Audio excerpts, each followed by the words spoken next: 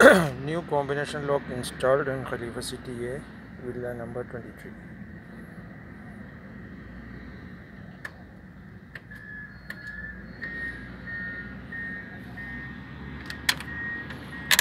That's all. It's very simple. You can see the back side.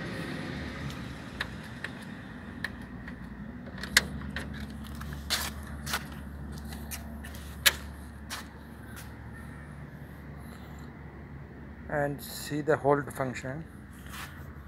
Just hold the lock,